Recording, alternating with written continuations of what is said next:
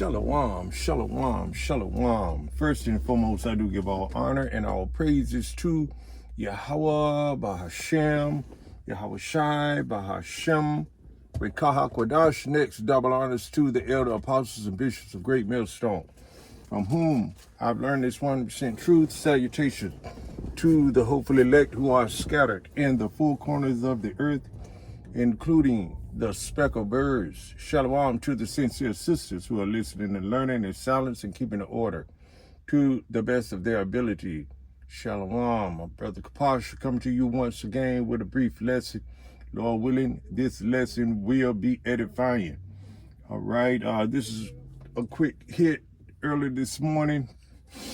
Thought I'd get out and just do this, get a good lesson in, feed the flock, So I pray that the Lord keep it on my spirit to continue to do a lesson every day. That's what we are to do. All right, let me go right into it because the devil knows that he has a short time. All right, this is Revelation 12:12. So he's got to get his plans more on the go. A lot of things are happening. A lot of prophecies are happening now, and we see them. The watchmen, the Lord, the men that the Lord set up to watch, and make these prophecies plain upon tables. That to give our people the warning. So therefore, that's what we do. So here we have it right here. Revelation 12:12, it reads, "Therefore rejoice, ye heavens, and ye that dwell in them." We who are the heavens? It's Israelites. You are the people of the Most High. Right now it's the elect. First time around it's the elect. We're rejoicing. The Lord, this is a command for us to rejoice. That these prophecies are coming to pass. That Esau, Edom, the devil is doing everything he can to bring these prophecies into fruition, you see? So we're rejoicing about it. He think it's going to be for his benefit. He think it's going to be to his advantage to do these things. He wants to, it's all about him getting his birthright back, but, he's not going to be able to do that, It says here, "Therefore rejoice, ye heavens, and ye that dwell in them." We dwell in this truth, this wisdom, knowledge, and understanding. That's why we rejoice. We know the end of this movie that the Lord is, has made, And it says, "Woe to the inhabitants of the earth and of the sea." The heathen nations, the 2/3, you see. Esau, Edom first and foremost, It's going to be destruction to you. You're going to be destroyed horribly. You see, it says here, let me go back up here. Okay, it said, "Therefore rejoice, ye heavens, and ye that dwell in them. Woe to the inhabitants of the earth and of the sea, for the devil is come down unto you, having great wrath." Wrath, that's anger, hatred, despising you, wants to unalive you, wants to control you. Want to bring slavery back. Wants to keep his foot on your necks. You see? All right, it says here, "Therefore rejoice, ye heavens, and ye that dwell in them. Woe to the inhabitants of the earth and of the sea, for the devil is come down unto you, having great wrath." This devil is the physical counterpart of the spiritual demon, Satan. The devil is the Esau, Edom, the so-called white man. You see, that's who the devil is. That's who's coming down upon you with all these draconian laws and things that are in the unrighteous decrees. Releasing variants and viruses out to unalive you, spraying the sky with poison. We call them chemtrails. We don't see so many of them now because of the oil crisis that we're going through.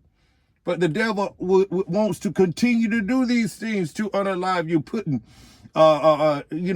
poison in your foods and things of that nature. Wants to unalive you, Israel.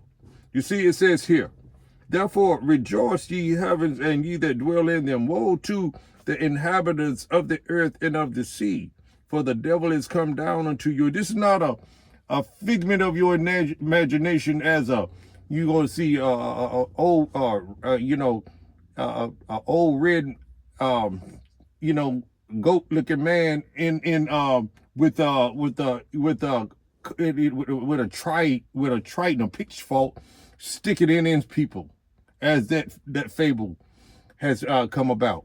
No, it's not nothing like that. It says, therefore rejoice, ye heavens, and ye that dwell in them. Woe to the inhabitants of the earth and of the sea, for the devil is come down unto you, having great wrath, because he knoweth that he hath but a short time. His time is short, and he know he must get his enterprise going before, watch that, before 2030. That's only a few, years from now. But, the Lord may come back before then. It may happen before then. We don't know. But, we rejoicing in the time that we have. Praising Yahweh Ba'ashem Yahushua, looking to our Savior, you see, for everything that we need in the times that are coming.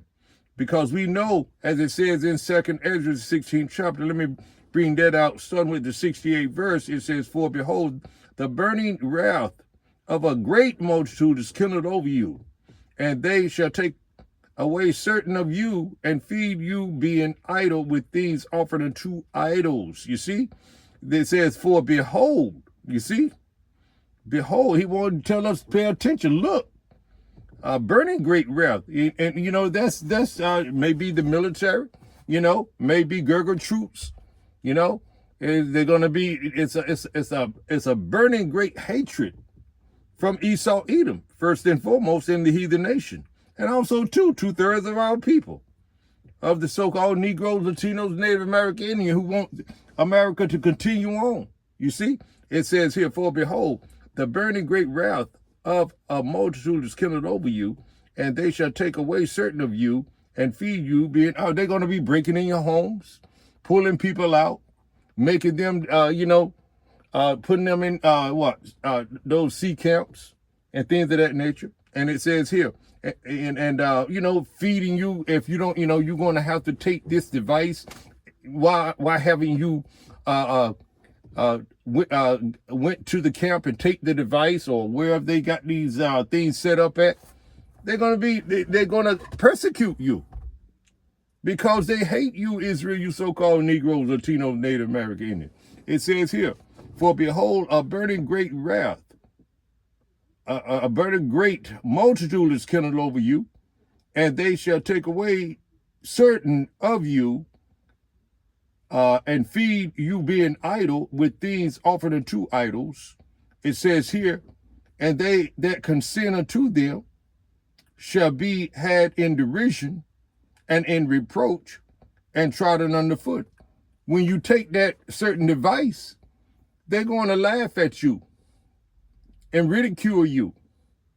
They're going to pick at you. Say, weren't you one of the ones that was talking so boldly out there on the highways and the byways and calling us the devil and things of that nature? Yet you have taken this, you done caved in.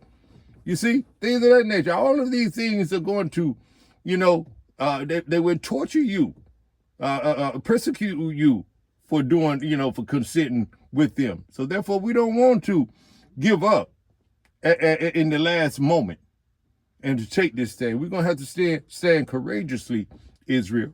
And we're going to have to trust in the Lord. That's why we tell our people, put your faith in Yahweh Ba'ashem Yahushua. And the only way you're going to put your faith in Yahweh Ba'ashem Yahushua is that you got to first and foremost know his name.